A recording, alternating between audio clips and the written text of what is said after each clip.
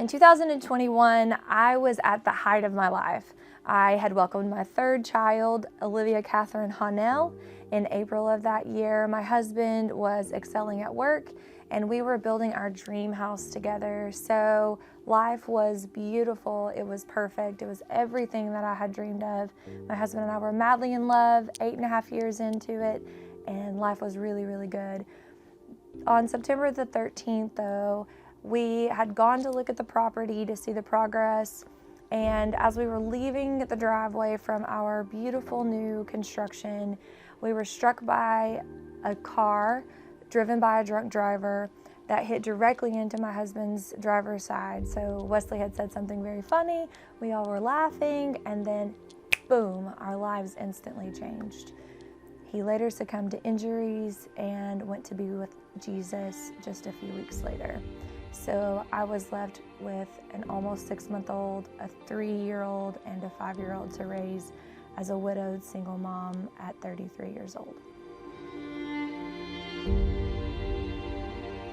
In 2021, I was in the middle of just beginning job transition, and my wife Crystal and I, we were just praying about what is next and trying to figure out what God had for us. We'd been serving in children's and family ministry for many, many years, and at the same time, she had gotten really sick. We didn't know exactly what it was, but over time it was really debilitating. And 2 months later, we found ourselves in the emergency room and being told that they had found stage 4 cancer. She fought really hard for 5 months in the hospital, and then in March, 3 days before our 15th anniversary, she went home to be with Jesus. And it was definitely by far the darkest, most difficult time that I had ever experienced in my life.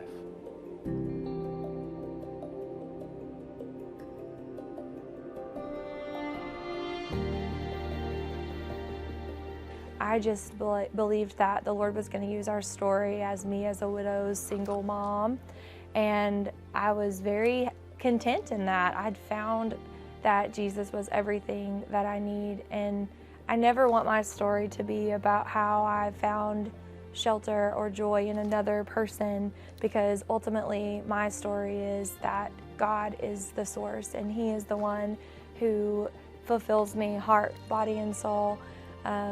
But what a gift it is to have John in my life, and he loves me in a way that is truly selfless. I did have a friend that told me, oh, don't worry, one day you're going to get married again. And I said, I'm not thinking about that right now. I really just want to draw into what God has for me and really trust Him, which in and of itself was really a beautiful season of, and still is now, of really walking with Jesus at a whole different level of faith and trust, not knowing what the next day is going to look like, reflecting on what really matters in life, what doesn't matter in life. And so it's been a really beautiful season in that regard as well.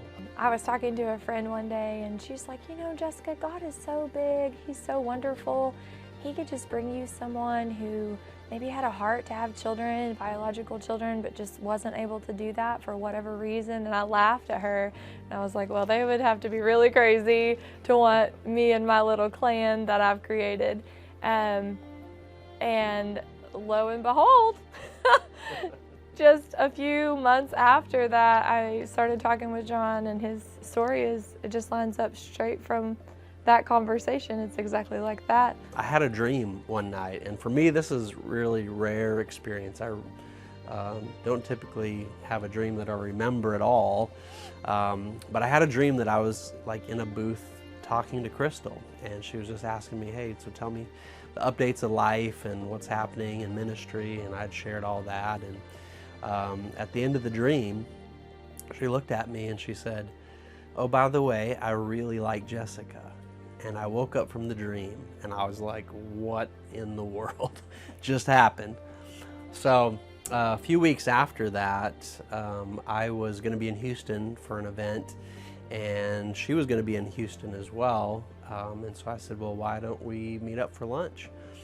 And she said, well, what would be the nature of our meetup? Why would we do that? And so I just was like, I feel like God might have something in store for us, and I'd like to at least see what that is. And she said that she agreed and that her heart had been shifting as well. And so we started then from there, just kind of let's see what God has. We did not want to talk to the kids about it, and we wanted to protect their hearts until we knew what really God had for us. And so we were being really cautious with that. Another pastor at her church, in the meantime, had invited me out to their church to do a week of ministry, some children's evangelism and family comedy night, and did some preaching to the adults and staff development, all that stuff. So I came out, and we were like, we won't tell anybody what's going on yet, because I'll be just the evangelist. Long story short, her kids really connected, and over some time, they started even saying things to me like, hey, can you propose to our mom? And, you know, their hearts were already shifting in that direction even before they knew, like, from us that, you know, there's something else going on there. And so we finally told them, you know, yes, we do like each other, but we just want to really pray and seek what God has for us and follow what He has for our life and ministry. But it's just been a beautiful thing to see God even shift their hearts towards this. And man, I just have fallen in love with each of them, and excited to help pull out what God has in their lives and encourage them with what He has in store, and to point them to Jesus, and just to they love helping in the ministry too with the puppets and the different things as well. So seeing my kids bond so well with John has been the most beautiful thing. I'm not marrying John because he bonds well with my kids, but it's definitely been just the sweetest thing to experience, with them writing notes about their best stepdad ever, and you know, just really including him in all of our traditions, and making pancakes in the kitchen, and all the projects, and the golf, and the, you know, beatboxing, and the dubstep, and just seeing how God, He just doesn't do something halfway. If my heart had been drawn to John, but theirs had not, it wouldn't have worked. But only when God has His hand in something so beautifully and so perfectly, we never could have made this happen.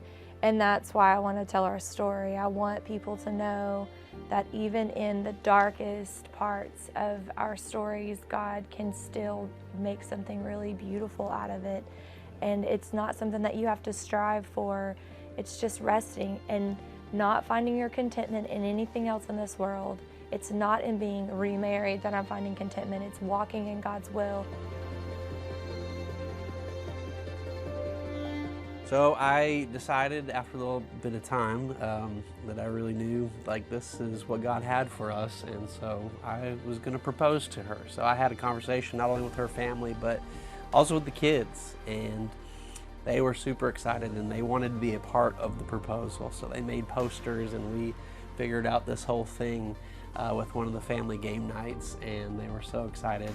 Of course, Lincoln was trying to spill the beans beforehand, which he did, and so did Lexi, actually. Yeah. Livy was the only one strong that didn't say anything. She was almost 2, so. But anyway, so I proposed, and she said yes.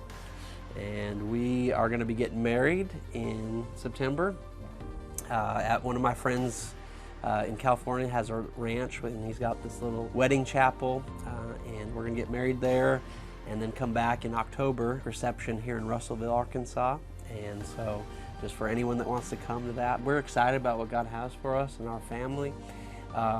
With the ministry, we launched a nonprofit, Cultivating Faith Ministries, and Russellville, Arkansas will be home base for us here, and just traveling around the country and the world, just helping to develop strong family ministry, passing on deep faith for generations, and hopefully just being an encouragement to so many people. And we just want to remind you that death doesn't have to be the definition of your story. We're all losing people along the way. We're grieving dreams that haven't happened. Maybe our lives are just not turning out, but God has good for us. He is good at being God. He is a good, good Father. And the reason we're sharing our story is not that God has some special favor on our lives, but just what He'll do for us, He'll do for you. And it's not just the fulfillment of another covenant of marriage, it's the fulfillment of the promises of God, that His joy is our strength, that He is more than enough, and that He is the Creator who loves us. He has the best for us.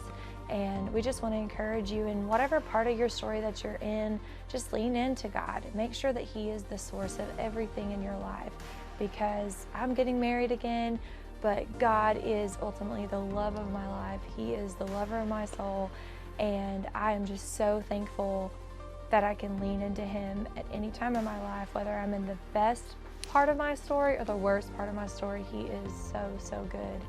And I'm thankful. I'm just very thankful for all of His many, many blessings. You're my miracle. Now you're my miracle. Stop.